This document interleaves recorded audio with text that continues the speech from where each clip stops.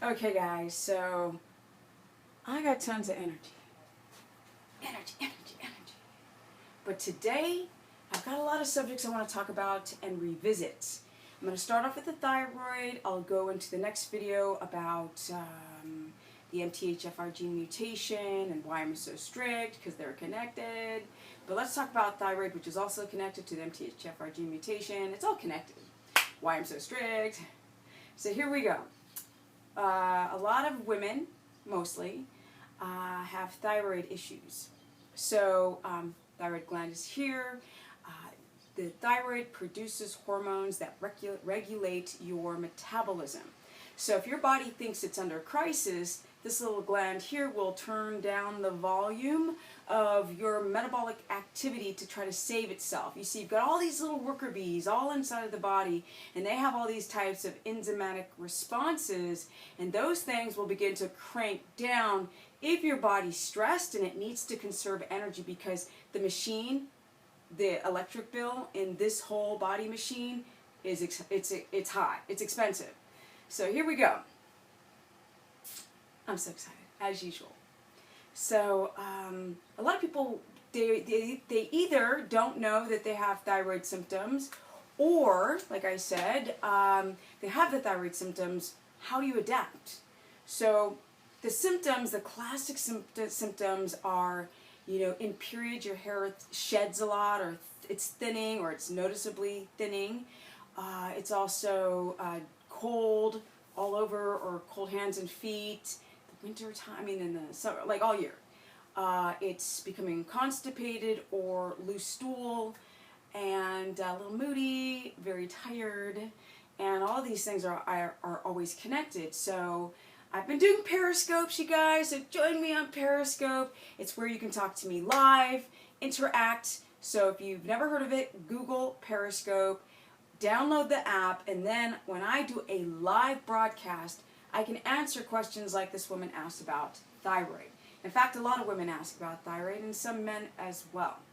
So if you're trying to do a ketogenic diet, you have thyroid issues where you're not producing enough T3, or your TSH levels, your thyroid stimulating hormone levels are off, or your free T3 is off, then your TPO antibodies are out of whack.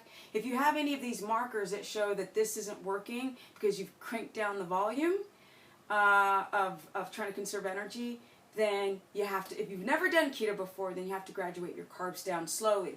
Now, if you've come already from paleo and you're doing like 70 to 100 carbs, then you're primed. You're ready.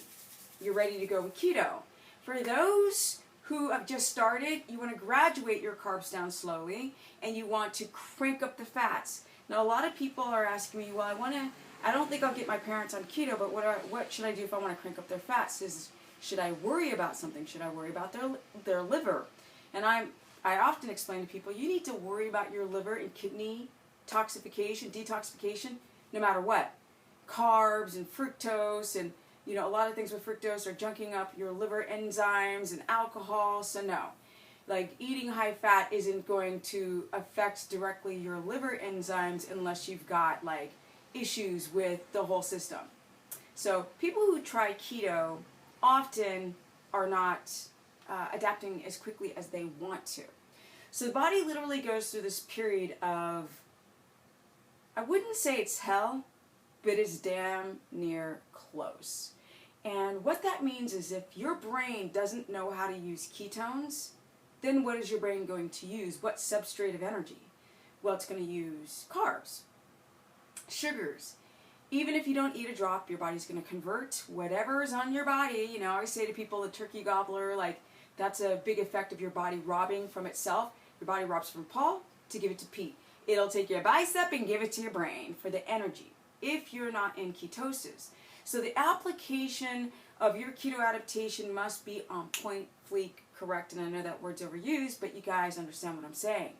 So thyroid, if you're just starting keto, graduate your carbs down slowly. If you're up at 200, go down to 100. Sit at 100 for 2 weeks. Then go down to 70. Sit a week. Then go down to 50. sit a couple of days or a week, and then you can go ahead and go down to 20 net carbs if you are only eating for your carbs the cruciferous vegetables, which means fibrous vegetables. Now, with that said, that is just like the start of it all, to graduate your carbs down slowly. That's what people are initially afraid of, right? Because fat is our friend, it's not our foe. We are so misinformed about how fat works in the body, how ketones work in the body, so people are just scared of everything.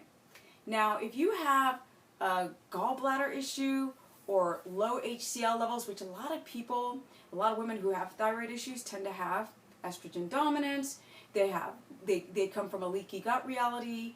These are things that are worrisome. If you have leaky gut and thyroid, and then you try to keto adapt and the body is so inflamed, it's just going to reject the ketones. It's like, nope, I'm a sugar machine and I will stay I'm a sugar machine no matter how much you try to drive your keto or the ketones.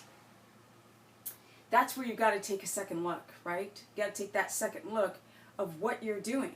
People will write me and say, no matter how hard I try, this doesn't work for me. And I'm like, okay, and I'll ask 5 questions. I'll say, do you get to bed by 9? Well, of course not. That's so early. I'm like, well, that's not trying everything you can. Do you stand? Diaphragmatic breathing at night? Right? Listening to music or an audiobook? No. Okay, well then you haven't tried everything. Are you doing time under tension workouts? No, I'm doing HIIT training. Okay, well that's problematic because you're getting your blood pressure up high.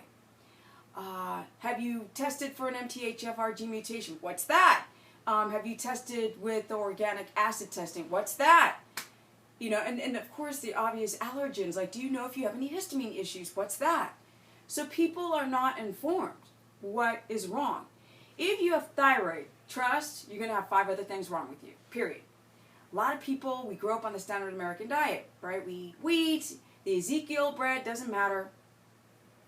It destroys, right, it creates gaps in your gut lining, right? So now this wall that was not supposed to be permeable in the context of big chunks of food coming into the bloodstream, now big chunks of food in your small intestine are going to the bloodstream. And so therefore, your body attacks itself, it attacks, and then now your body is confused because now it'll mimic oats, rice, and dairy. Some people are so sensitive to dairy they can't even take butter, which is very infinitesimally small amounts of milk proteins. It's mostly fat, which is why people are like, what's the difference between like yogurt and butter? And I'm like, massive difference. But with that said, these are the things that we have to consider when you have a thyroid issue. Every little gram and kernel of food you stick in your gullet matters. How much protein? Are you eating enough fat? Are you eating enough animal fat? Are you getting your vitamin D, E, A, and K without having to take supplementation for it? Are you absorbing the vitamin D from the sun? Are you getting enough B12? Can you methylate? Are you getting enough folate from foods? People are like, well, what are you talking about, Steph? And I'm like, well, then you haven't done everything you need to do. Yes. These are the things you have to consider. People are inboxing me all of these crazy questions. You know, they're worried about their total cholesterol numbers. Go get Jimmy Moore's book, Cholesterol Clarity. It's an amazing book that it can break it down and explain what happens to your body when you're eating a high-fat diet. You guys do not understand the whole cholesterol system, how that works. Huge subject. Most people still are under eating fat. They're always under 200 grams of fat. So you're trying to keto adapt and you have to flood, I've said this 1,000,000 times, you have to flood the bloodstream with fat. You have to put yourself in a parasympathetic state of calm, and you have to mind every minute of every hour from when the sun goes down until you go to bed. Nobody does that. They do whatever they do. Bills, kids, TV, they're revved up. Now, our hunter-gatherers did not rev up when the sun went down and you're sleeping outside, you going to bed. So I can't stand when people make comparisons from our hunter-gatherers in the context of, well, they did this. Well, they didn't have that lifestyle. They didn't have a gut dysbiosis. They didn't have, like, SIBO and freaking all these crazy autoimmune disorders. They didn't. And so when they fasted or when they hunted or, you know, all these things I say to people you need to break the fast, they're like, well, the hunter, certain societies are this, you know, indigenous native to the Americas culture didn't eat breakfast, so I didn't need to. And I'm like, guess what? You can't regulate your glucose. So, for example, where are we time-wise? Okay, here we go. So, there is a guy, 38 years old, tries keto, and his glucose is low, his ketones are low. Is he in ketosis? Not really. His glucose is still in the 70s, so it's not out of 1. He's using some glucose. And his ketones are 0.5 or under. That's not a lot of ketones. So he's right on the edge constantly of being hypoglycemic if he doesn't constantly stuff his mouth with fat. If he doesn't eat fat, hypoglycemia. So hypoglycemia is real dangerous because that means that your blood sugar is not getting into the cells to be used. Your blood sugar is too low or it's too high, but your insulin's not working. So you've got like the gasoline piling up in the bloodstream and it as a carb burner, and it can't go into the actual engine to be used as energy. And so if a woman has the propensity for hypoglycemia and she's also hypothyroid, and she's not willing to go way high on her fats, or she's got gallbladder issues, then you've got to take your time. Things like ox bile salts, start off in a small dosage. I'm not going to give you a number because you guys will just say whatever I tell you to do, some of you. You want to make sure that your HCl levels, you want to make sure that your gut doesn't have a dysbiosis. Because sometimes you have to, you know, that gut dysbiosis can affect your thyroid, or it does affect your thyroid. That leaky gut's going to affect your thyroid. And even though your leaky gut symptoms have improved, you're still having a gut imbalance. So you really have people like, well, do I run and get probiotics? And I'm like, no, don't run in and get probiotics. Remember, clear out the weeds before you plant the seeds, or you're going to create more weeds with seeds. I know that sounds confusing, but it's true. If you put probiotics in a gut of forest that's all messed up, it'll make more forest of gut problems, like bad forest. And so you want to clear things out. Well, people say, well, how do I do that? I'm like, get off the processed food. Don't have vinegar. Don't have mushrooms. Don't have cheese. These are all things that can raise your candida levels. You know, these is facts. Teas, caffeine, all of these, teas, caffeines, vinegars, white vinegars, rice vinegars, apple cider vinegar, A-OK. Nutritional yeast, perfect. So when you guys are considering doing the ketogenic diet, if you've already been doing paleo, then jack up your fats, right? Get your self to bed. It's not like, you know, a miracle of things, like things that are unachievable to do to mind your thyroid. So you want to just make sure that you're fat loading throughout the day. Don't intermittent fast because your body's not fully adapted yet. It doesn't know how to use the ketones yet. So you have to baby step yourself in the context of feeding yourself fat all day, not minding how much fat you're eating, and stop worrying about gaining weight because it gives a crap because you have thyroid and you want the thyroid to start to heal. You also want to make sure that your liver and kidneys are detoxifying things. So plant pectins, lemon water, maybe milk thistle, ginger, dandelion. These are all things to consider, and of course I'm running out of time.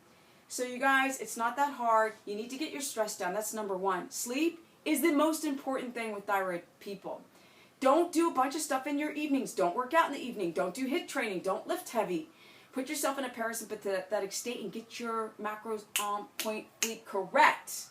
And balance that gut. That's how you deal with thyroid. Yes, if you have thyroid disorder, you can do the ketogenic diet, but you have to just do it in a smart way. Follow me on Periscope, download the app, and talk to me live at Steph the Business, BIZNESS, or StephaniePerson.com if you want a consultation. Stephanie, where are we? Hurry up, Steph! Stephanie the Business Person on my Facebook fan page, where I love to get conversations going with everyone so we can all learn together. or Stephanie Ketogenic on my Instagrammy. I need to do more videos about the thyroid, right? I will. Peace!